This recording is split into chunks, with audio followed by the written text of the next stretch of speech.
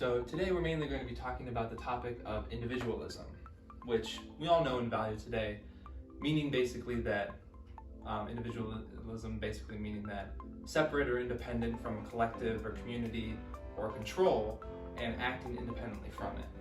And this has been developed for countless decades and centuries over the course of human history. But with specifically to the Christian church and Protestantism in general, it has had a long history, starting with the colonies. And back in these times with like Anglicans going to Virginia and Pilgrims going to Plymouth and Puritans going to Massachusetts Bay, there was this main idea of the community's Christian faith being the centerpiece of the upholding of the community. So it was this idea within each community, sometimes they were different, but the main idea was the same throughout all of them, that the continuation of the Christian faith, church membership, continual acts of Christian service would be the main morality, the main thing upholding the entire community. It was the main driving force of the community.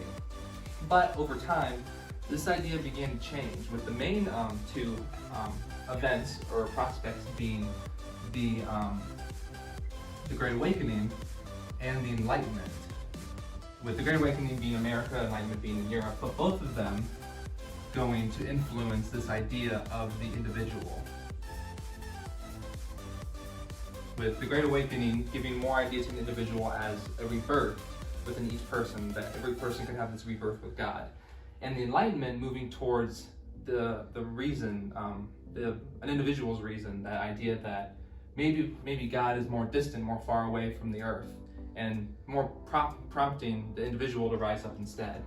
And this idea of the individual with these two main events then began to affect the foundation of America itself, with the American Revolution, and then moving into this idea that with the American Revolution, that, you know, the government wasn't going to force anyone to belong to a specific church. It wasn't going to force anyone to be specifically Christian, as it was in the colonies before. So with the foundation of America, there began to be this new idea of religious pluralism, this idea of individuality when choosing one's religious preference, and this began to develop even more as time went on. When it comes to individualism, especially from the perspective of the church, we have to go back to the roots of Catholicism. And from the Roman Catholic Church, that was the only church at the time in which was leading everyone, which everyone was communally worshiping. But from this, we recognize something major in history in 1517, which is the Protestant Reformation, which is led by Luther. Luther breaks away from the Catholic Church in order to reform the church. Did this unintentionally, but his idea was to get away from biblical misleading of Scripture. So Luther's idea was to create a better version of the church, hence Reformation. And from this began to create this array of splits within the Christian church. When we look at it on a deeper level, specifically the Anglican Church, we notice that this was the Church of England, one in which John Wesley grew up in, and Wesley ended up splitting, creating a small group, which ended up forming into Methodism, which later would result in the Methodist Church. And from the Methodist Church, this split comes to a very pivotal point in history, in which, again, another split was needed with Absalom Jones and Richard Allen.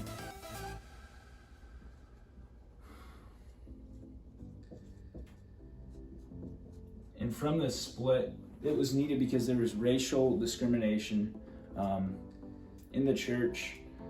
Specifically, these two guys were worshiping in a white church one day. And then they went to kneel, went to sit down. And what ended up happening was they were told that they couldn't stand in this section because it was reserved for whites. And so they were frustrated, rightfully so. And so they began to split away from the church. And this split was good because what it created was a lot of unity And what they ended up forming was the African Methodist Episcopal Church. And within the African Methodist Episcopal Church, the church began to look at itself and reform itself. The only issue here was you had the Methodist Church over here, and then you had the African Methodist Episcopal Church at odds with each other. One's right, one's wrong. That's the only point of contention there. But when we look further, if Jones and Allen hadn't gone to this extent, it would have not led to, may have not led to Orange Scott leading the abolitionists and splitting away from the ME Church or the Methodist Episcopal Church, and then forming the Wesleyan Methodist Connection. And from that point on, we continue to see split after split. Wesleyan Methodist Connection later forms with the Holiness Pilgrim Church, or with the Pilgrim Holiness Church, which forms the Wesleyan Church.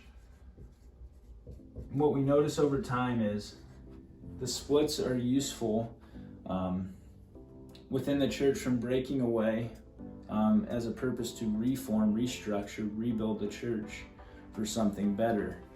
This is just some of the history, but this is some of the view of how the church has split off.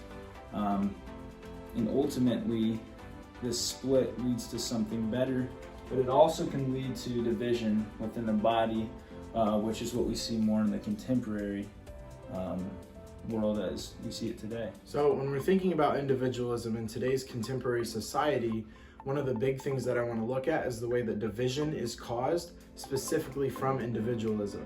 So in the specific topics that I want to look at today, we're going to look at politics, public health, faith, economics, race, and laws.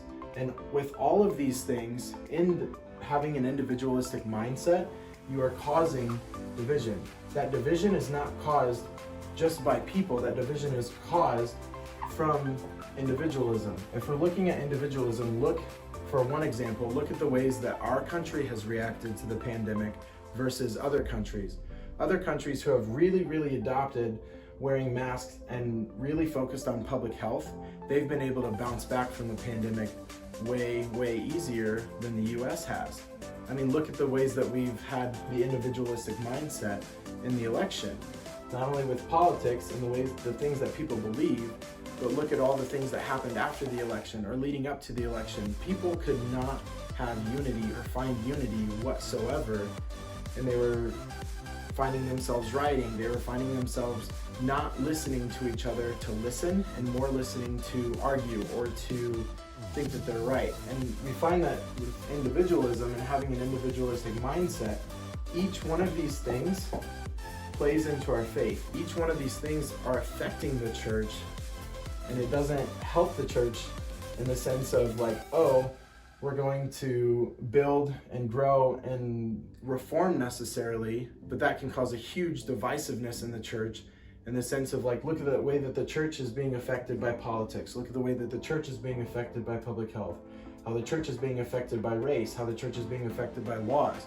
The church wasn't even allowed to meet in certain areas of the country for a really long time, so they had to move into things like online ministry. They had to move into things like not allowing people to come back, but finding different ways to connect with their congregations. This caused reform to happen, but then there were also people who pushed back because they thought they were right.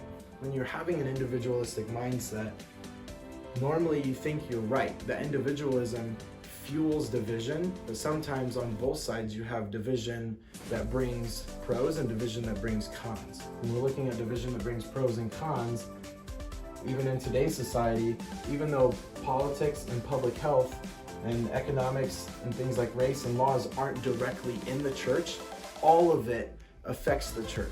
So the individualism and individualistic mindset causes that division. That division can both hurt and help the church.